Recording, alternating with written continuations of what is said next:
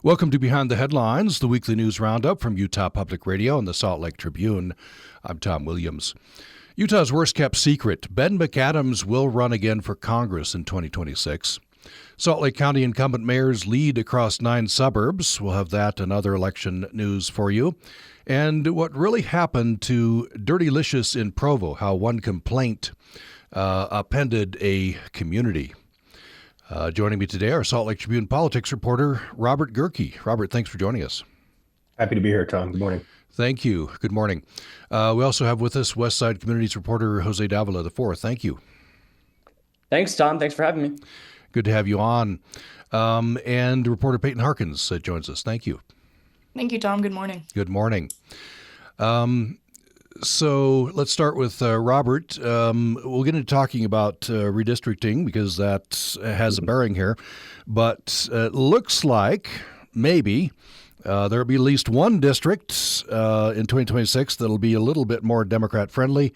I guess that's maybe an impetus why Ben McAdams has put the word out. I mean, there's right now, Judge Diana Gibson has 3 maps that she can choose from. One of them is the legislative submitted map, and then there's 2 maps that were submitted by the plaintiffs who are challenging the legislature's maps. In any of the 3 cases, the district, there's at least one district that is considerably more friendly to Democrats than anything that was on the map since 2021. So one of the districts has about a 6-point Republican advantage. That's on the legislative map. And then on the 2 plaintiffs' maps, there's actually a district that favors a Democrat, one by about 8.5 points, one by about 17.5 points. So the landscape is considerably better for a Democrat who wants to jump into one of those races. And so I think that's why this week, as you mentioned, former Congressman Ben McAdams sent a invitation to some close circle of supporters that said, like you referred to, it says at the very top, it's the worst kept, it's a secret. It's the worst kept secret in Utah. Ben McAdams is running for Congress. So he's expected to make his announcement at this event on November 13th. So a week from not a week from Thursday, but this coming Thursday. I think that he getting into the race early kind of lets other Democrats know that they would have to contend with him if they want to run, and kind of plants his flag in the ground fairly early. But even before, as we kind of alluded to here, even before we know exactly what the districts are going to look like, I don't think he anticipated that this would necessarily get out as early as it did, but it did, and so that's where we are now. Are there other Democrats who've expressed interest? Yeah, State Senator Kathleen Reedy, after the special session to adopt a map, sent out a statement that said she's exploring a possible run, and I think, just because for so long, since 2021, the last 2 elections at least, the districts have been so heavily tilted toward Republicans that I think any Democrat who had aspirations to run was kind of boxed in. I think the fact that this creates, like I said, at least a potential Democratic pickup is going to draw quite a bit of interest from those people who have been stymied for the last couple of election cycles. Well, let's talk about redistricting. Seems like you have a story or 2 a week on this. A lot of stuff happening, right?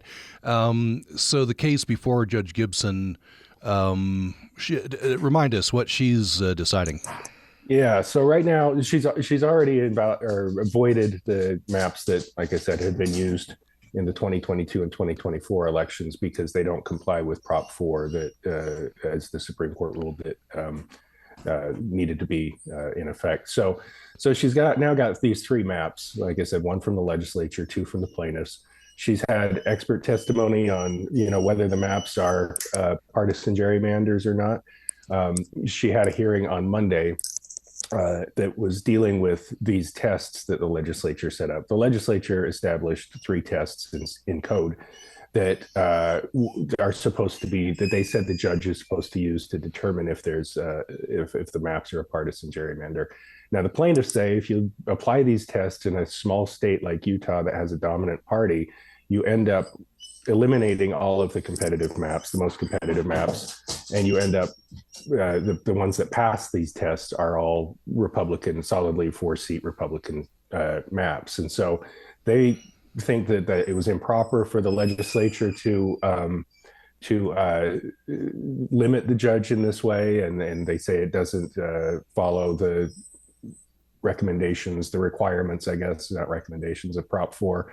And so they want the judge to throw those tests out and just use whatever criteria she sees fit to determine which of the 3 maps is best. We're expecting a ruling on that possibly today, at least by Monday at the latest. And at that time, once she establishes which criteria she's going to use, she'll also presumably pick which of the 3 maps she's going to use. Now, that's never the end, as they say. So whichever map she picks, there will probably be an appeal to the Utah Supreme Court for an emergency consideration, or an emergency appeal to the Utah Supreme Court. So there could still be some additional, hurdles to clear, but we are getting close to, at least seeing the end of the tunnel. Now, this could get messy, right? An appeal almost certainly will happen. In the meantime, candidates need to file here pretty quick, don't they? Well, filing date isn't until January 2nd. Oh, okay. Is when the filing period opens. But the Lieutenant Governor's office has said that they need a map in place no later than November 10th, which is Monday. So county clerks can start prepare. They have to sort of redraw the precincts to comply with the new map. And that takes some time, and there's some other things they have to do ahead of that January 2nd filing date opening. And so yeah, the Lieutenant Governor says November 10th is the last day they can have it. So obviously, as you can see, we're on a really tight time frame right now. So remind us, the judge is considering 3 maps. One the legislature chose, reluctantly, but they chose one. And the plaintiffs have put forward 2. Yeah. Legislatures, I think they have at least one district that's Republican plus 6 or something, which is better than for Democrats than it was, right? What about the other 2 maps? Yeah, the other, as I mentioned, the 2 plaintiffs' maps have one that's about a Democrat. It favors a Democrat by about 8.5 points. This is a district that is basically Salt Lake City, West Valley, Kearns, Magna, and then west into Tooele County. And there's another one that favors, favors the Democrat by about 17 points. So that's a pretty heavy Democratic advantage, almost a guaranteed win. Obviously, the other 3 districts in both of those plaintiffs' maps are very solidly Republican. So, so it is the expert for the legislature though on their map, the one that has the 6-point Republican advantage district. There's another district in there that's only about an 11-point. And when you think about it, the maps that we've had in place have been the closest one has been about a 20-point Republican advantage. So it still would make it a little bit more achievable for somebody like Ben McAdams, for example. He's run in districts that were twice that Republican leaning in one. So it does create the potential, which I think is why you see him getting in. Now we also I should clarify, I guess, or provide a little caveat. The Republican edge that you get when you run the data kind of depends on which races you look at. President Donald Trump, if you include all 3 of his races, has never done well in Utah. And so it kind of brings that average down a little bit. Whereas if you just looked at, say, Spencer Cox's victories and the Attorney General's race victories, it's a much more comfortable Republican cushion. So, but you average them all together, that's where it ends up. So what's next on this? When does the judge rule? Yeah, the judge could rule as early as today.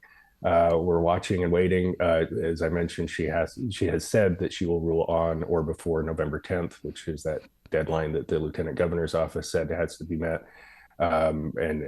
So yeah, it's any day now. We're expecting it real soon, and like I said, the likelihood is that there would be an appeal from whichever side ends up losing that. It's parenthetically here at the end, I guess, a couple of check-ins from the national scene. The election on Tuesday nationwide, very favorable for Democrats. 2026 is a year away, and who knows, but if these are closer, a blue wave might well produce a Democrat from Utah in Congress. Yeah, I mean, Democrats did really well in New Jersey, Pennsylvania, Virginia. Obviously, big comfortable approval of that California redistricting. We've got states in Texas, California. Now we've got, I believe, Missouri, Indiana, Virginia, all looking to redraw their political maps to try to favor one party or the other.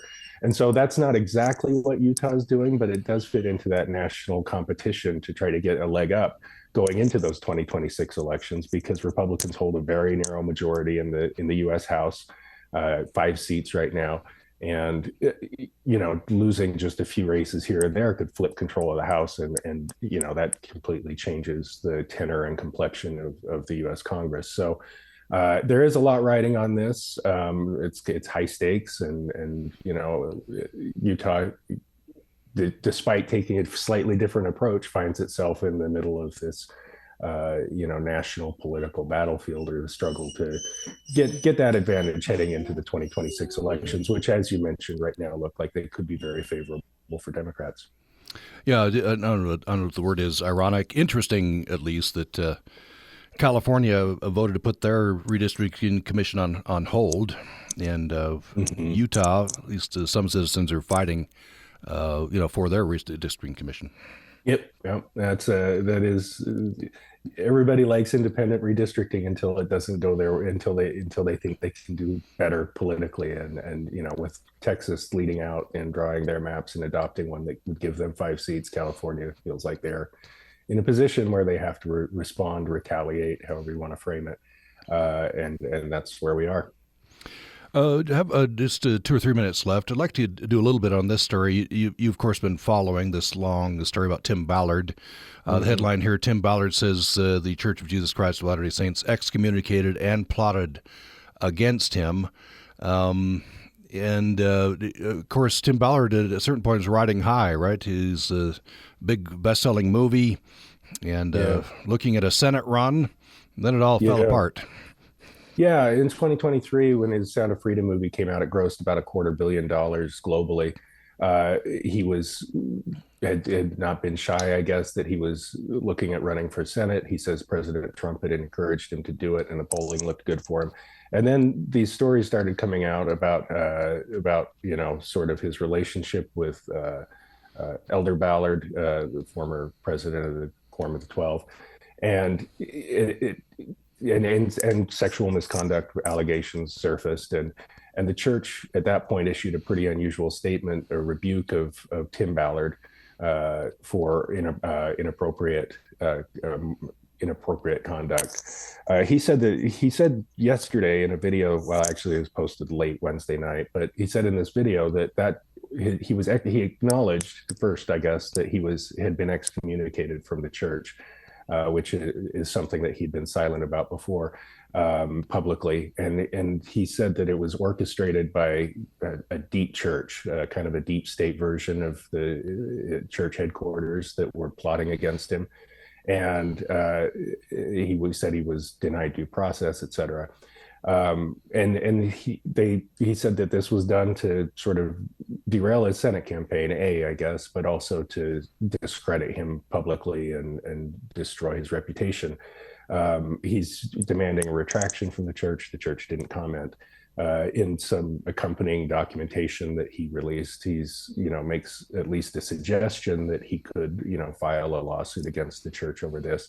I should note, I guess, has denied in court and publicly that he did anything inappropriate. And so he thinks that this is all orchestrated, like I said, by, as he calls it, again, deep church. There were several women filed sexual assault lawsuits, I think, against him over this. Where are those? Yeah, so one of the sexual assault lawsuits has been dismissed, but that's being appealed. There's another one that was filed by 5 individuals and that one is still pending. There's just a host of lawsuits. It's kind of hard to keep up with them all.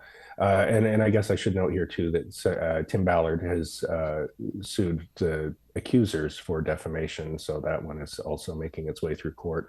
There's a lot of moving pieces. Does he continue his anti-child trafficking work? Yeah, he's doing it. Obviously, he was kind of forced out of the organization he'd started, Operation Underground Railroad. He was kind of forced out of there, but he's sort of taken it to another organization, is still doing some of it. And I guess I should have mentioned this at the outset. Part of the reason for the timing for this appears to be that he's got a new movie coming out next week called The Hidden War. That again focuses, it's a documentary, a docu-film that focuses on his anti-trafficking work.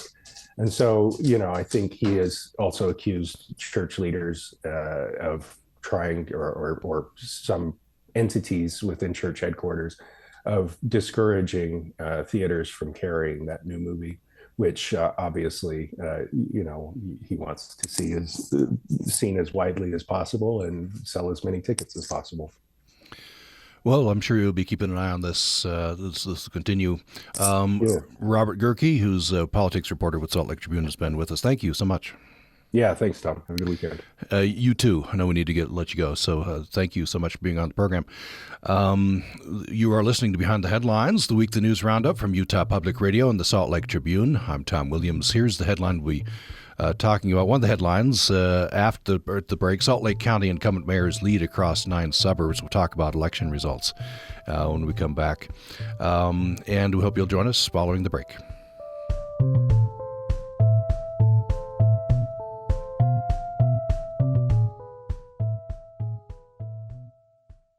You're listening to Behind the Headlines, the weekly news roundup from Utah Public Radio and the Salt Lake Tribune. I'm Tom Williams.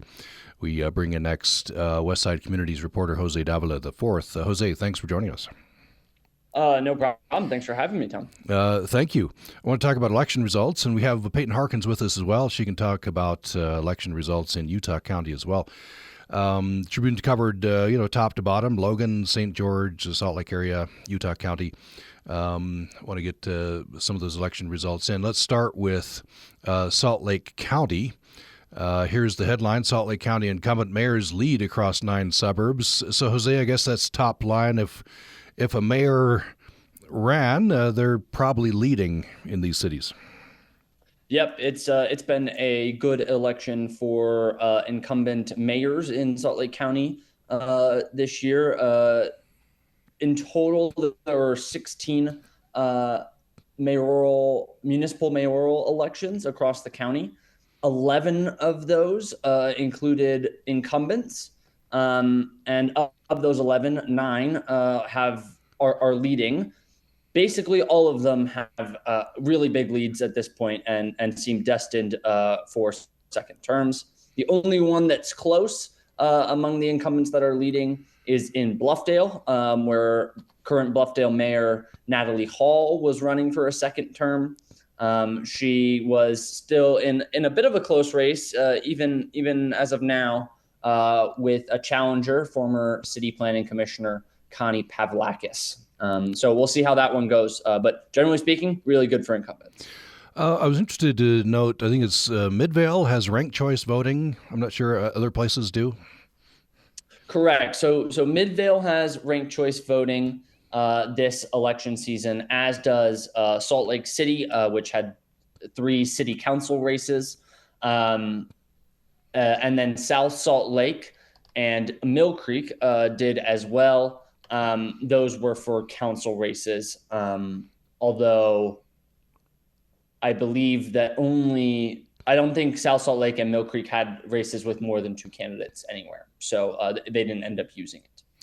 What were in general, it probably, some issues very localized. Were there any issues that, were talked about, contested across several cities?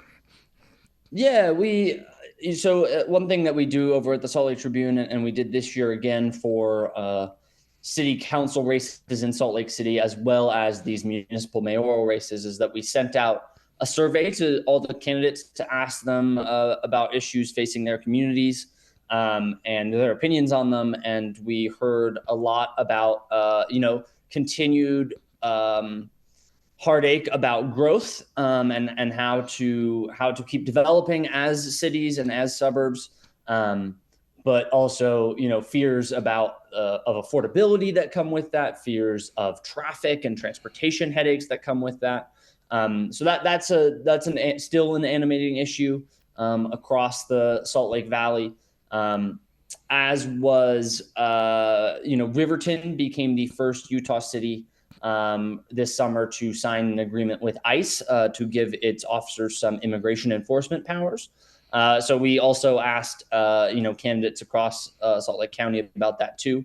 And there seemed to be some level of discussion about that as well. Riverton, they had a fairly famous mayor, Trent Skaggs, right, who ran for, was it Senate? Mm-hmm. And yep. Now is working in the Trump administration. Yeah. That's right. He's actually still is serving as mayor for now. Now, yeah. Okay. He is not run for re-election, which meant that the two candidates in that race were running for a vacated seat. Okay.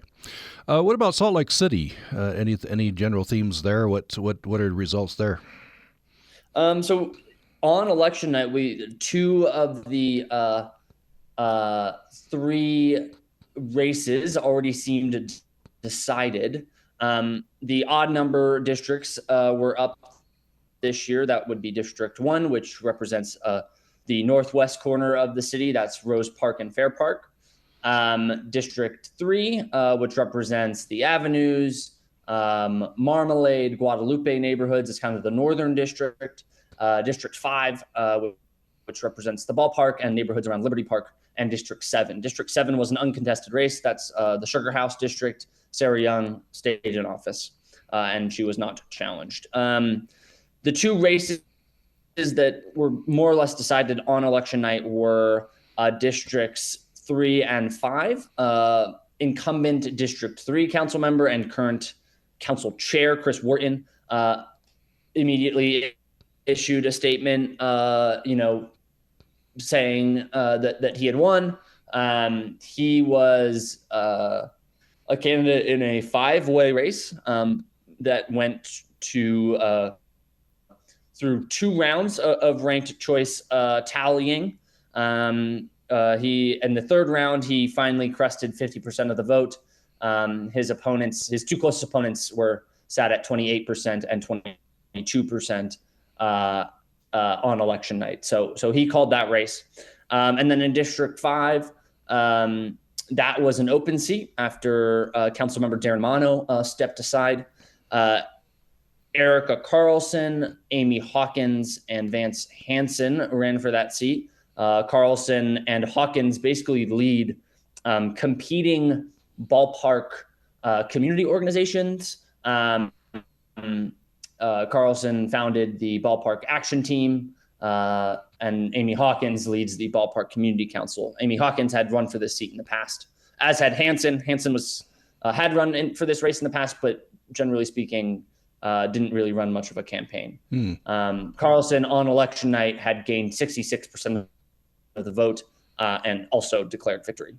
The closest race was in that Northwest District 1, where incumbent Victoria Petro faced a stiff challenge from a political newcomer. His name is Stephen Otterstrom. He's a human resources consultant. And he kind of ran on a little bit more of a platform of affordability.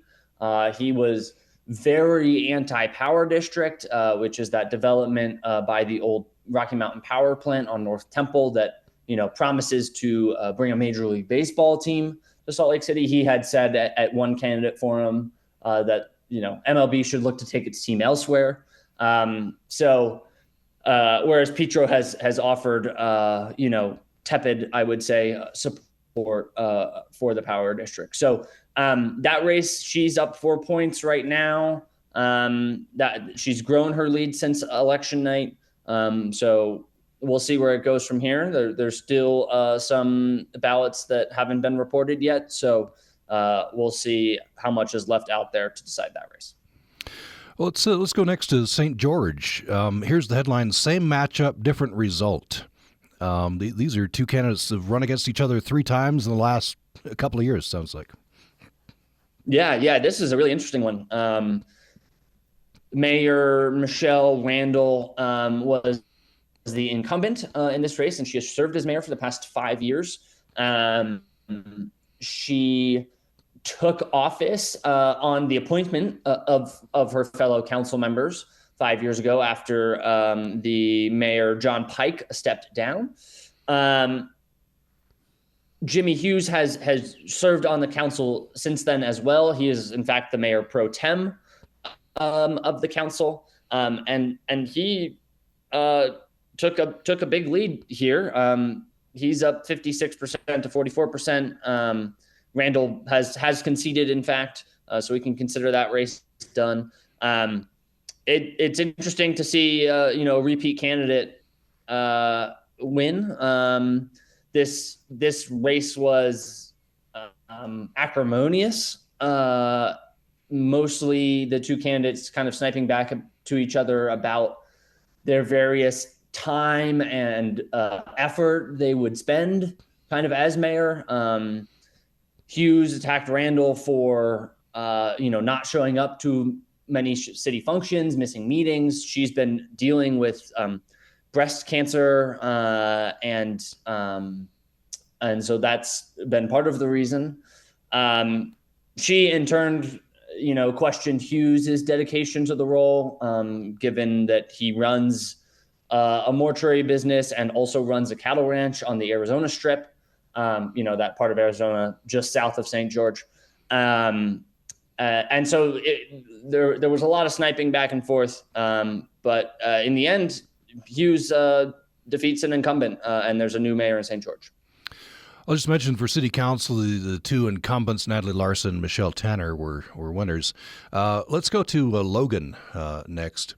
And in Logan, City Councilman Mark Anderson apparently is on his way to victory in the mayoral race. That's correct. That was a vacated seat.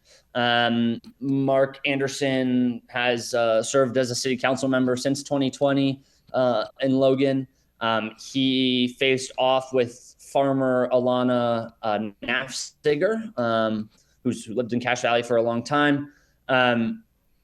They were succeeding or battling to succeed Mayor Holly Daines, who decided to not seek a third term. She announced that in the spring. Yeah, Anderson has leaped out with a big lead. He seems well on his way. And then on the city council, there was an election to fill 2 seats. Ernesto Lopez was the incumbent for one of those seats. He is leading 5 candidates for those 2 seats as we speak.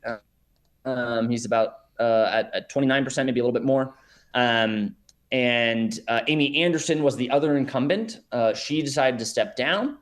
There's 4 candidates in the race for the 2 seats. Excuse me. And then there's 2 candidates battling closely right now. That's Katie Lee Coven and Melissa Dolly. So we'll see. We'll see what the makeup of the council ends up looking like. Well, thanks, Jose. I'm going to come back to you for another story after we talk to Paighten about elections. But thanks in the meantime. So Paighten Harkins, want to talk about the Provo mayor race. This one was back and forth as the returns came in. Looks like now Marcia Judkins has defeated the incumbent Michelle Kafusi. Tell us about this. Yeah, no, that's what I reported this morning. But so some breaking news, I guess, this morning, even though I guess it technically happened last night. But yeah, when we knew this race was going to be tight because the primary was so tight. I think about 300 votes separated Judkins and Kafusi, but that was a ranked choice vote where there were 4 other candidates in the race. And so Kafusi, had the most votes in that primary, but Judkins, it looks like, is victorious in Provo and will unseat her. What were the issues? What were they fighting about? Yeah, so I mean, Utah County has been growing and quite a bit, and so Provo is not immune from that. And so a lot of this race was about, what does the vision for Provo look like going forward? How will these two candidates, make a city that works for residents now, but also works for residents 30 years from now? And so they're looking at things like affordability, traffic, homelessness has increasingly become an issue in Provo. And so those were the issues. And Judkin's deal was basically that she wanted to, she didn't think that there was a cohesive or updated enough vision for Provo. And so she said that she would, do that as mayor. And it seemed like, that was a message that resonated with voters. It seems like leading by about 400 votes, right, and very close, but enough that she's announced victory and Kaufusi has conceded. Yes, exactly. Okay, great. Thanks, Paighten. Appreciate that. Of course. Before we go to a break, I want to treat this one. This is an interesting story, important story. Here's the headline: Jose Davila IV. An ICE arrest at Salt Lake City Airport sparked debate about bystander action. And you talked to ACLU of Utah. So tell us, first of all, what happened. Yes. So late Wednesday afternoon, last Wednesday, a woman was arrested in front of the security checkpoint, kind of in the main public area at Salt Lake City International Airport. It was filmed. There was a lot of discussion about it. In the video, she's arrested by ICE. Sorry, left that part out. She can be heard screaming and crying and telling both the agents arresting her and bystanders that she has her papers. She's asking for her daughter. And so it sparked a lot of debate online. It was a bit of a weird story as it unfolded on Thursday, as we reported it out a little bit more. ICE initially denied that it was them who made the arrest. And then later in the afternoon did in fact say this was ICE. It was a little bit weird. It was high profile. It's the second arrest that we know of that's happened at the airport this year. It seems like there's been some additional reporting from other news organizations, especially Fox 13, that this woman's lawyer believes she has a valid work permit. And so believes she could still be in the U.S. So we'll see. She's in ICE custody. It was just a really high profile arrest. And there was some debate online afterwards about kind of what bystanders can or should do if they're so inclined when they see something like this happen, mostly because the woman who filmed the video, Utah author Shannon Hale, expressed some reservation, some hesitancy afterwards about what she had done and whether that was the right choice. Yeah, interesting. A lot of interesting and troubling and tragic pieces of this. So that provokes the question. You took this to Utah chapter of the ACLU. What can a bystander do and what shouldn't they do? Yeah, so I think the ACLU said, bystanders do have rights in these situations. This arrest happened in a public space, for example.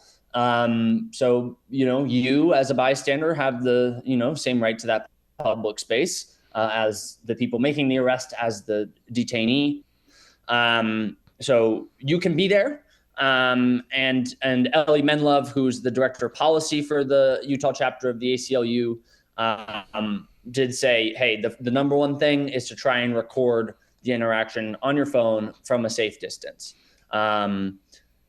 She also suggested that people could collect license plate numbers if the agents have a car, their badge numbers, what the agents say to the detainee.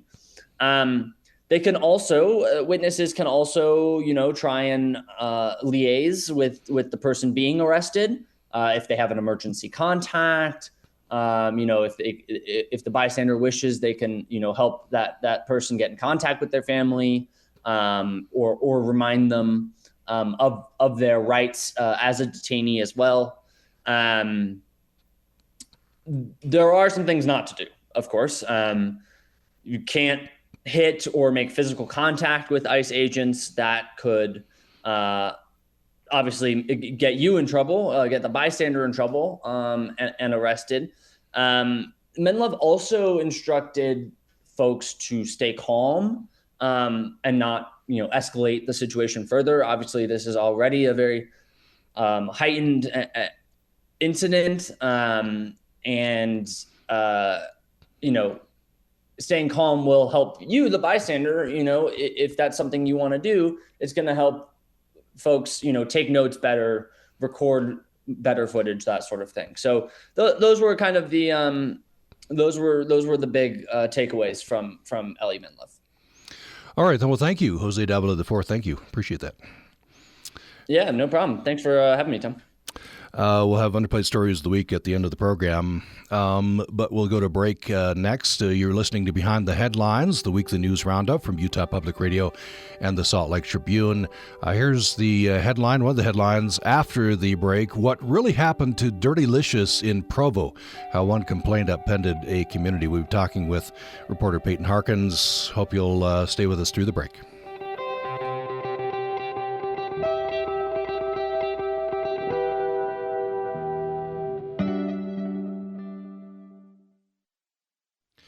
Thanks for listening to Behind the Headlines, the weekly news roundup from Utah Public Radio and the Salt Lake Tribune. I'm Tom Williams. We bring next in Salt Lake Tribune reporter Paighten Harkins. Paighten, thanks for joining us. Thanks for having me. Before we get to the Dirtylicious story, which I teased at before the break, I want to get to this one for sure. Erica Kirk, the widow of Charlie Kirk, sat for an interview with Fox News. Part of what she said, she discussed the criminal case against the accused killer. So let's start there. I want to treat this at least briefly. What did she say about that? Yeah, so this was, kind of a wide-ranging interview on Fox where they talked about a lot more than just this case. But, I was kind of listening for the Utah angle. So yeah, he asked her, how she felt about the death penalty, basically. And, it's something that, Governor Cox, it's something that President Trump, have said they supported. But she said that basically she wouldn't support it, one way or another. She wouldn't say if she wanted it or if she didn't. And that, she alluded to her faith. She said something along the lines of like, I don't want this man's blood on my ledger when I'm like standing before God, when she dies someday.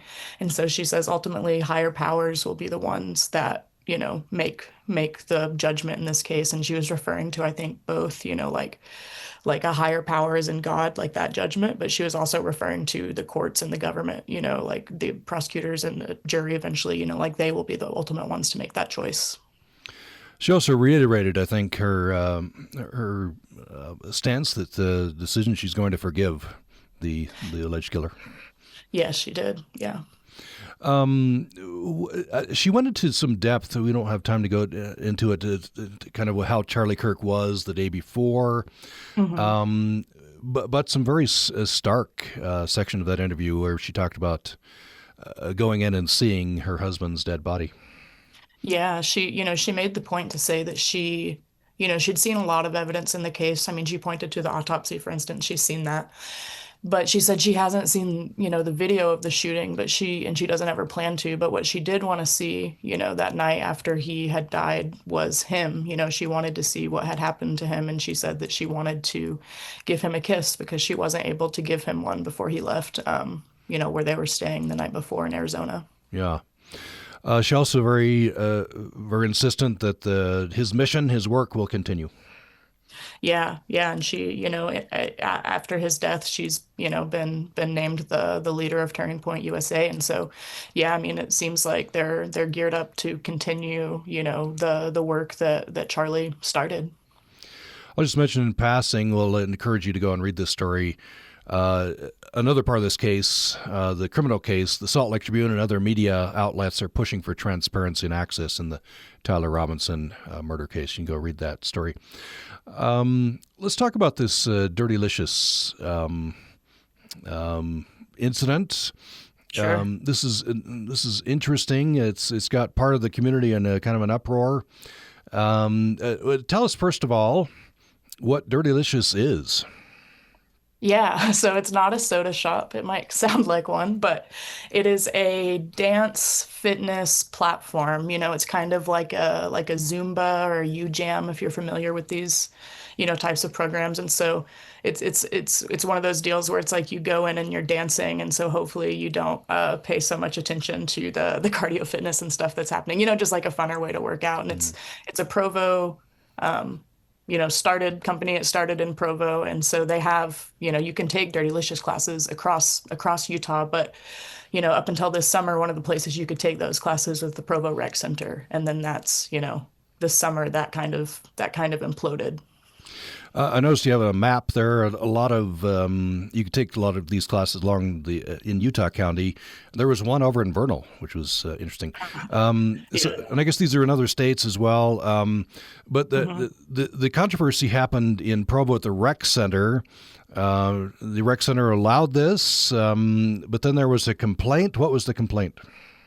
Yeah, so basically the way that these Dirtylicious classes work is that, there are, certain slots of, during the week you come and take the class. They separate you into groups, you learn some choreography, and then you perform the choreography. And part of like that choreography, they'll video and they'll post it on social media and stuff like that.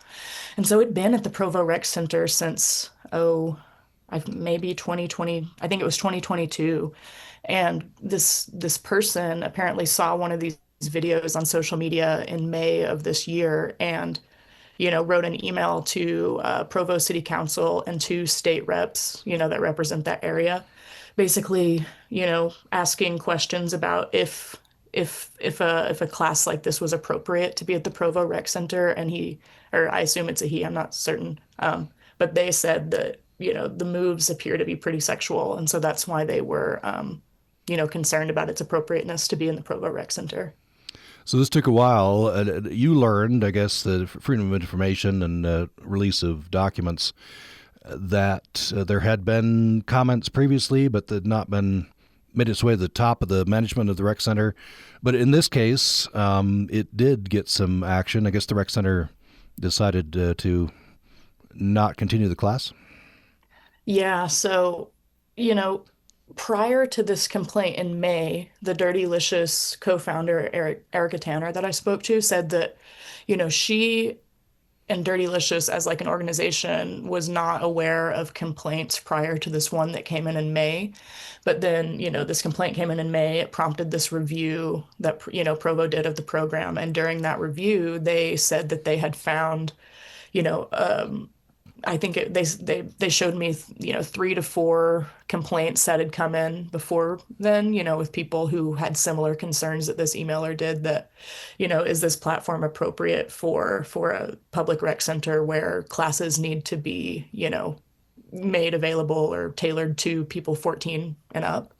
And, Dirtylicious says that their classes are for that age group. They don't really think that anything they're doing is too sexual or explicit or anything like that. And they concede that, like, yeah, some of their choreography includes things like, twerking or body rolls or shimmying or, floor work, which is where you like, get on the ground and do some moves or whatever. And, some people might have objections to those things, but they were pretty adamant that these types of moves are very normal in the dance world, and so they don't necessarily think they did anything wrong. Yeah, that's an important point. Erica Tanner is a dancer, right? So that some of these Yeah. moves come from the dance world. She points out that there are more sexualized moves in the dance, some areas of the dance world that don't appear in Dirtylicious. Mhm. What do some of the people who are taking the class say? What do they get out of it?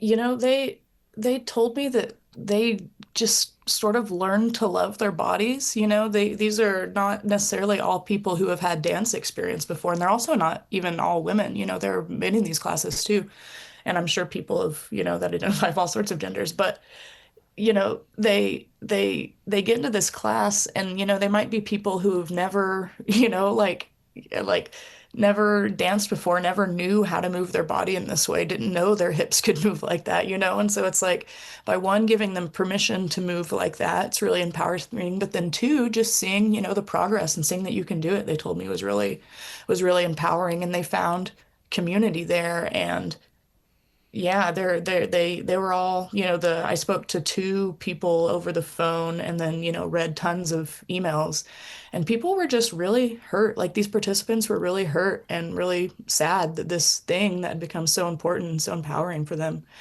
just got taken away, and they felt like Provo City didn't listen to, all the comments that they received in support of Dirtylicious. From their perspective, one person complained and then the whole thing got blown up, which isn't exactly true, but that's how they feel.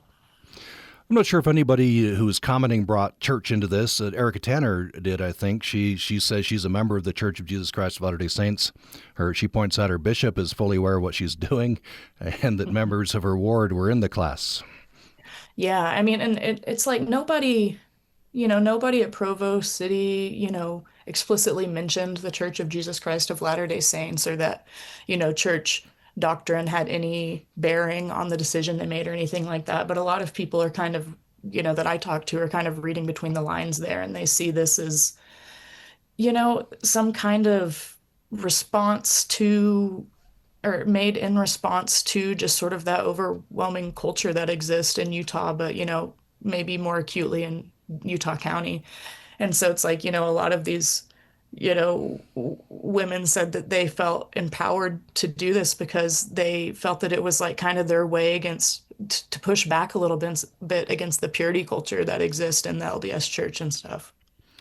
Yeah, they quote Elder Collister, I think, former general authority who's now passed on, but said that women should dress carefully because of the thoughts they put into men's minds.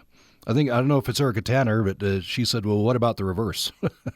Yeah, no, that was a Abby Maxwell Hansen, who is a contributor to this blog called Exponent 2, which is, kind of a forum that talks about various, issues within the LDS church as they relate to women and stuff like that. And so, yeah, she posited this question that was like, when will men's football games be banned? Those pants are way too tight and leave nothing to the imagination, so yeah, just kind of calling out that what she sees as a double standard there. So you can go take these classes elsewhere, right? Of course, you can't at the Provo Rec Center now, but what are people saying about that? Yeah, so I mean, a reason that a lot of people in Utah County liked the Provo Rec Center option for this class is just that it was cheaper. If you wanted to try it out, it was cheaper to get a day pass to the Provo Rec Center and, take one of these classes than it would be to get a day pass at like, a Vasa Fitness or another one of these private places where they can access these classes. But they also told me that it's just like the community at that Provo Rec Center at the Provo Dirtylicious classes was just, incomparable to the community in these other classes. And so they, a lot of participants still go, but they just say it's not the same anymore. Finally, just very quickly, I don't know if you posed this to them, but the founders of this have had it posed to them, I guess, that you could just remove the word dirty from it. That might or change the name. Change the name, yeah. Mm-hmm.